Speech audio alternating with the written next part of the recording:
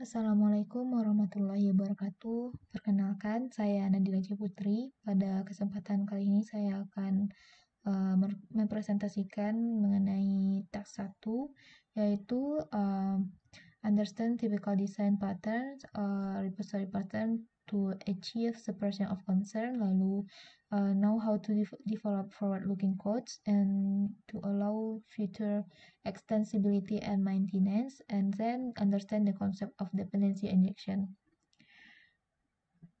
Jadi pada task kali ini saya mengambil dari beberapa sumber yang mana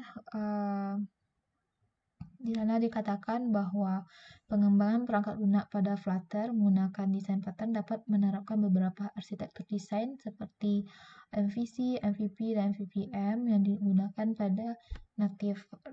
Sedangkan pada Flutter yang biasa digunakan adalah block. Akan tetapi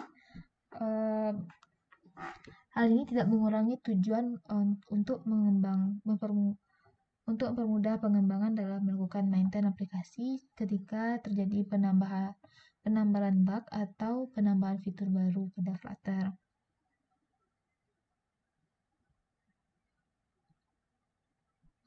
Jadi penggunaan blok pada clean architecture sendiri yaitu mengatur penulisan code agar logik bisnis dapat dipisahkan dari komponen widget. Selanjutnya mengenai clean architecture. Clean architecture ini bisa dibilang sebagai pattern. Pattern di sini hal yang diartikan sebagai hal yang sangat luas karena dia membicarakan bagaimana kelas itu dinamakan, pembagian kelasnya seperti apa, pembagian functionnya seperti apa, dan menempatkannya bagaimana. Jadi bisa dikatakan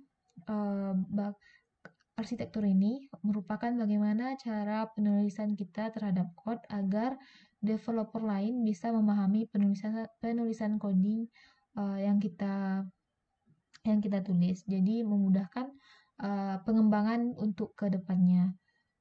Nah, arsitektur project, ada lagi yang namanya arsitektur project ini merupakan pembagian package. Di dalam package tersebut ada kelas-kelas apa, bagaimana nanti kelas tersebut bisa lebih berkembang, scalable, dan gampang dibaca atau mudah dibaca. Nah, seperti yang dijelaskan tadi, bahwasanya project arsitektur dan state management itu merupakan kedua hal yang berbeda. Project arsitektur itu terdiri dari clean arsitektur, MVP, MVVM, MVC. Lalu common ini merupakan yang tidak menerapkan MVP, MVVM atau MVC. Lalu ada clean arsitektur. Project arsitektur merupakan pembagian dari package yang ada di dalam project. Tujuan dari pengguna arsitektur dalam pengembangan aplikasi perangkat lunak adalah agar yaitu reusable, scalable, dan testable. Reusable di sini maksudnya adalah easy to use, mudah digunakan, easy development, mudah dikembangkan, dan easy readable, jadi mudah dibaca. Selanjutnya ada scalable. Scalable ini maksudnya adalah dia bisa dengan mudah ketika kita ingin menambahkan bagian dari kelas, package, atau utility. Jadi mudah dalam pengembangannya seperti itu. Lalu ada testable. Testable ini memungkinkan kita melakukan testing secara terpisah pada project tersebut. Selain itu, pada clean arsitektur ini juga menerapkan solid principle, yaitu kepanjangan dari single responsibility principle, di mana sebuah kelas hanya boleh punya satu tanggung jawab. Lalu open close principle merupakan maksudnya sebuah kelas harus open untuk di-extend kelasnya tanpa harus dimodifikasi. Lalu untuk L, list of substitution principle, kelas atau code yang berada di lower level apabila diubah tidak boleh mengganggu code yang ada di UI atau di business layer-nya. Selanjutnya ada interface segregation principle. Ketika sebuah kelas membutuhkan function dari kelas lain, maka yang dilempar dari kelas tersebut adalah interface-nya, bukan construct dari kelas tersebut. Selanjutnya ada dependency inversion principle. Ketika kita ingin membuat kelas yang testable, maka kita harus membuat kelas itu dependen dengan kelas yang lainnya. Nah, bagaimana Flutter Clean Architecture sendiri? Jadi pada Flutter untuk clean arsitekturnya itu terdiri dari 3 layer. Yang pertama yaitu layer data, lalu domain, dan presentation layer. Di data layer itu terdapat cache atau penyimpanan sementara, lalu local data source, dan repository. Repository ini ada di data layers, dan di domain layers. Karena si repository ini dia yang menghubungkan antara data layers dan domain. Contohnya ketika dia melakukan pengecekan token login. Jadi kalau jika token tersebut belum ada pada penyimpanan aplikasinya seperti set preference misalnya, maka dia akan kembali ke halaman onboarding. Atau lalu jika sudah terdapat token login dari user yang login pada aplikasi yang kita buat, maka dia akan langsung mengarahkan user ke halaman dashboard. Seperti itu contoh dari cara kerja repositories di antara layer domain dan data. Selanjutnya di domain layers itu ada repositories yang dijelaskan tadi, lalu ada use case,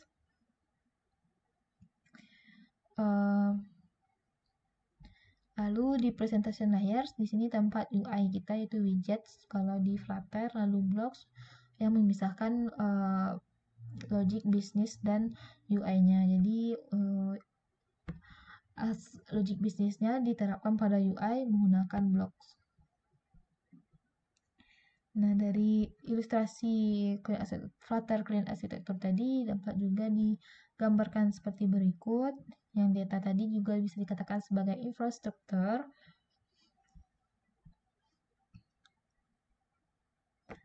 Jadi alurnya sendiri di sini widgets atau UI kita, presentation holders ini merupakan blocks yang menerima event dari UI. Lalu di sini terdapat di bagian domain layers itu ada use case. Use case ini dapat berupa method yang memanggil repository, lalu data yang dipanggil tersebut dikembalikan berupa entity. Di sini entity juga dapat holding like message failure atau pesan error dan lainnya. Selanjutnya di infrastructure layer terdapat 2 data source ya. Di sini ada remote data source atau API, lalu ada local data source dari database. Jadi disinilah repositories berperan ya, dia mengambil data dari infrastructure layer yang nantinya hasil pengambilan data itu berupa suatu format data lalu dikembalikan ke dalam berupa model yang nantinya akan diteruskan ke entity. Jadi dari ketiga layer tersebut dapat kita simpulkan bahwa mereka memiliki tugasnya masing-masing. Apabila ada perubahan pada suatu layers, dia tidak menyebabkan layers yang lainnya terpengaruh. Selanjutnya mengenai dependency injection, merupakan suatu pattern atau teknik untuk mengurangi ketergantungan ketika mengirimkan objek ke kelas yang membutuhkan. Tujuan dari penggunaan dependency injection yaitu mengurangi atau meminimalisir suatu kelas agar tidak terikat dengan kelas yang lain. Nah, di sini awal mulanya setiap setiap kelas ini, setiap komponen ini memiliki keterikatan masing-masing. Nah, dengan dependency injection ini, mereka tidak akan terikat lagi karena kita menggunakan dependency injection. Jadi dengan teknik ini kita dapat mengurangi ketergantungan ketika mengirimkan objek ke kelas yang membutuhkan. Dan dependency injection inilah yang merupakan penyempurnaan untuk clean arsitektur. Nah, jadi dapat disimpulkan bahwa clean arsitektur ini membantu kita untuk membangun suatu project aplikasi agar reusable, scalable, dan testable. Jadi mudah di-maintain, mudah dikembangkan, dan mudah dibaca untuk pengembangan selanjutnya. Sebagai tambahan, di Flutter sendiri memiliki plugin yaitu di Visual Studio Code yang namanya adalah Flutter Feature Scaffolding. Plugin ini membantu kita untuk menambahkan fitur secara mudah agar struktur direktori kita menjadi clean architecture pattern.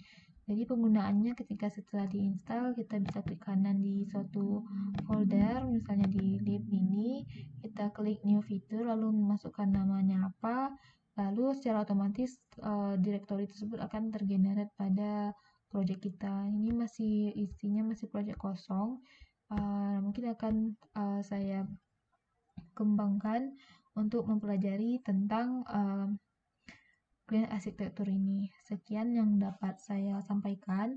Terima kasih atas perhatiannya. Wassalamualaikum warahmatullahi wabarakatuh.